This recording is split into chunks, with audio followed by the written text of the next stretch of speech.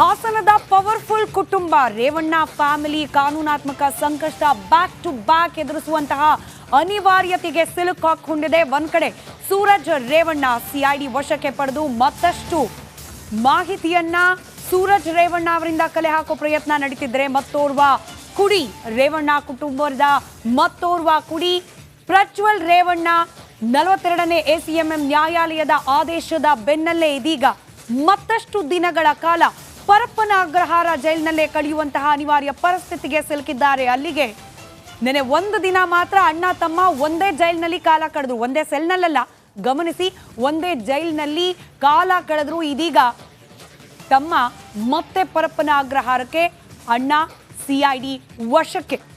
ಪ್ರಜ್ವಲ್ ರೇವಣ್ಣ ಅವರನ್ನ ಜುಲೈ 8ರವರೆಗೆ ನ್ಯಾಯಾಂಗ ಬಂಧನವನ್ನ ವಿಧಿಸಿ ಕೋರ್ಟ್ ಆದೇಶ ನೀಡಿದೆ. 14 ದಿನಗಳ ಕಾಲ ನ್ಯಾಯಾಂಗ ಬಂಧನ. ಅಲ್ಲಿಗೆ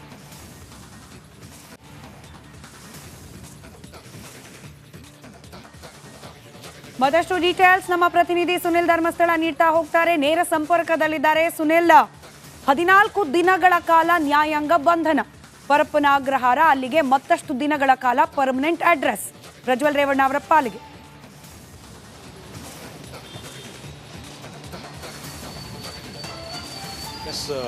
ಸ್ಮಿತಾ, ಈ ಹಾಸನದಲ್ಲಿ ದಾಖಲಾಗಿದ್ದಂತಹ ಪ್ರಕರಣ, ಅದೇ ರೀತಿ ಬೆಂಗಳೂರಿನಲ್ಲಿ ದಾಖಲಾಗಿದ್ದಂತಹ ಅತ್ಯಾಚಾರ ಪ್ರಕರಣ, ಇವೆಲ್ಲದಕ್ಕೆ ಸಂಬಂಧಪಟ್ಟಂತೆ ಈಗಾಗಲೇ SIT ಅಧಿಕಾರಿಗಳು ಪ್ರಜ್ವಲ್ ರೇವಣ್ಣ ಅವ್ರನ್ನ ವಿಚಾರಣೆ ನಡೆಸ್ತಾ ಇದ್ರು. 3-4 ಪ್ರಕರಣಗಳಿಗೆ ಸಂಬಂಧಪಟ್ಟಂತೆ ಅವ್ರನ್ನ ವಿಚಾರಣೆಗೊಳಪಡಿಸಿದಂತಹ SIT ಅಧಿಕಾರಿಗಳು ಇವತ್ತು ಕೋರ್ಟ್ಗೆ ಹಾಜರುಪಡಿಸಿದ್ರು.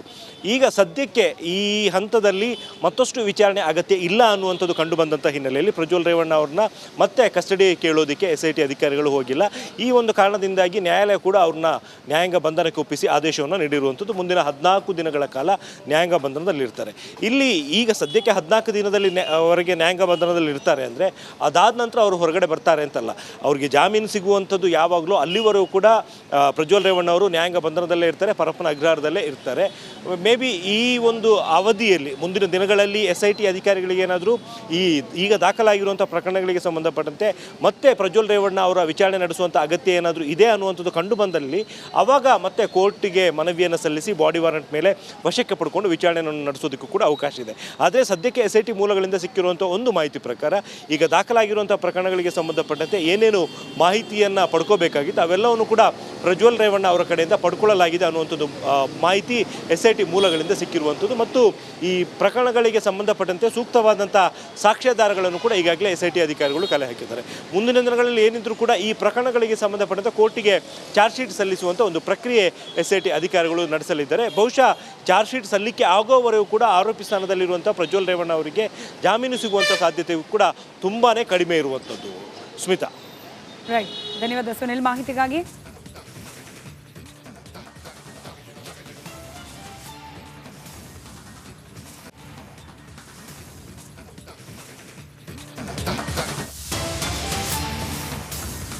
ಮತ್ತೊಂದು ಕಡೆ ಕೋರ್ಟ್ನಲ್ಲಿ ಪ್ರಜ್ವಲ್ ರೇವಣ್ಣ ಜಾಮೀನು ಅರ್ಜಿ ವಿಚಾರಣೆ ಕೂಡ ಕೆಲವೇ ಕ್ಷಣಗಳಲ್ಲಿ ನಡೀಲಿಕ್ಕಿದೆ. ಜನಪ್ರತಿನಿಧಿಗಳ ನ್ಯಾಯಾಲಯದಲ್ಲಿ ಬೇಲ್ ಅರ್ಜಿ ವಿಚಾರಣೆಗೆ ಬರಲಿಕ್ಕಿದೆ. 82ನೇ ಸೆಷನ್ಸ್ ಕೋರ್ಟ್ನಲ್ಲಿ ಜಾಮೀನು ಅರ್ಜಿ ವಿಚಾರಣೆ ನಡೀಲಿಕ್ಕಿದೆ. ಮೊದಲನೇ ಕೇಸ್ ಸಂಬಂಧ ಜಾಮೀನು ಅರ್ಜಿಯನ್ನ ಸಲ್ಲಿಸಲಾಗಿದೆ. ಕೆಲವೇ ಕ್ಷಣಗಳಲ್ಲಿ ಅದು ವಿಚಾರಣೆಗೆ ಬರಲಿಕ್ಕಿದೆ. ಹೊಳೆ ನರಸೀಪುರ ಟೌನ್ ಠಾಣೆ ಕೇಸ್ ಸಂಬಂಧ ಜಾಮೀನು ಅರ್ಜಿಯನ್ನ ಸಲ್ಲಿಸಲಾಗಿರುವುದು.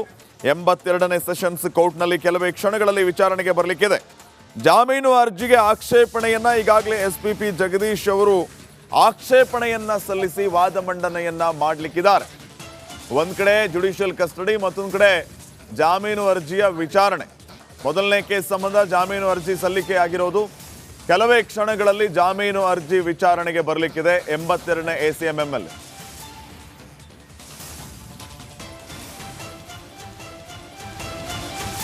ಈ ಬಗ್ಗೆ ಇನ್ನಷ್ಟು ಮಾಹಿತಿಯನ್ನ ನೀಡಲಿಕ್ಕಿದ್ದಾರೆ ಕೊಲೀಗ ನಿಕೇಶ್ ಕೊಠಾರಿ. ಈಗ ಕೋರ್ಟ್ನಿಂದಾನೇ ನೇರ ಸಂಪರ್ಕದಲ್ಲಿ. ನಿಕೇಶ್, ಗಮನಿಸ್ತಾ ಇದ್ದೀವಿ, ಒಂದ್ ಕಡೆ ಜುಡಿಷಿಯಲ್ ಕಸ್ಟಡಿ ಆಯಿತು 14 ದಿನಗಳ ಕಾಲ ಪ್ರಜ್ವಲ್ ರೇವಣ್ಣಗೆ, ಮತ್ತೊಂದು ಕಡೆ 1ನೇ ಕೇಸ್ಗೆ ಸಂಬಂಧಪಟ್ಟಂತೆ ಜಾಮೀನು ಅರ್ಜಿಯ ವಿಚಾರಣೆ.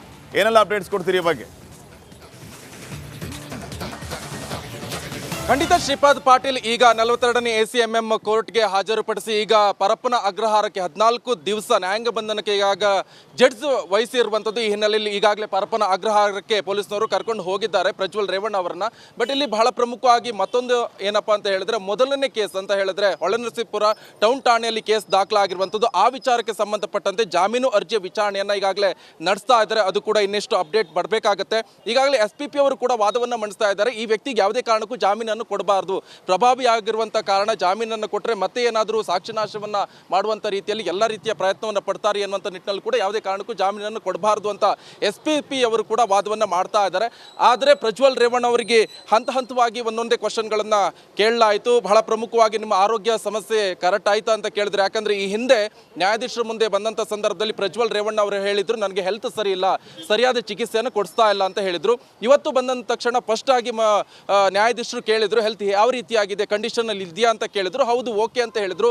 ಅದಾದ ತಕ್ಷಣ 14 ದಿವಸ ನ್ಯಾಯಾಂಗ ಬಂಧನ ವಿಧಿಸಿದ ತಕ್ಷಣ ಮತ್ತೆ ಪ್ರಜ್ವಲ್ ರೇವಣ್ಣ ಅವರು ಹೇಳಿದ್ರು, ನನಗೆ ಸ್ವಲ್ಪ ಗ್ಯಾಸ್ಟ್ರಿಕ್ ಇದೆ, ಸ್ವಲ್ಪ ಬೆನ್ನೋವು ಇದೆ ಎನ್ನುವಂತ ಕಾರಣಗಳನ್ನ ಕೊಟ್ಟಿದ್ದಾರೆ. ಆದರೂ ಕೂಡ ನ್ಯಾಯಾಧೀಶರು ಇದು ಏನಾದರೂ ಮೇಜರ್ ಇಶ್ಯೂಸ್ ಆದ್ರೆ, ಅಂದ್ರೆ ಹಾರ್ಟಿಗೆ ಸಂಬಂಧಪಟ್ಟಂತ ಅಥವಾ ದೊಡ್ಡ ದೊಡ್ಡ ಇಶ್ಯೂಸ್ ಆದ್ರೆ ಮಾತ್ರ ಈಗ ಹಾಸ್ಪಿಟಲ್ಗೆ ಅಂದ್ರೆ ಸರಿಯಾದ ಚಿಕಿತ್ಸೆಯನ್ನು ಕೊಡುವಂತ ನಿಟ್ಟಿನಲ್ಲಿ ಒಂದು ಹೈಫೈ ಹಾಸ್ಪಿಟಲ್ಗೆ ಅಡ್ಮಿಟ್ ಮಾಡುವಂತ ವ್ಯವಸ್ಥೆ ಮಾಡ್ತಾರೆ. ಆದ್ರೆ ನಾರ್ಮಲ್ ಎಲ್ರಿಗೂ ಇರುವಂತದ್ದು ಗ್ಯಾಸ್ಟ್ರಿಕ್ ಅಥವಾ ಬೆನ್ನೋವು. ಯಾಕಂತ ಹೇಳಿದ್ರೆ ಆಹಾರದಲ್ಲಿ ಕ್ರಮದಲ್ಲಿ ಏರುಪೇರಾದ್ರೆ ಅಂತಹ ಸಮಸ್ಯೆಗಳು ಬರೋದು ಕಾಮನ್ ಆಗುತ್ತೆ.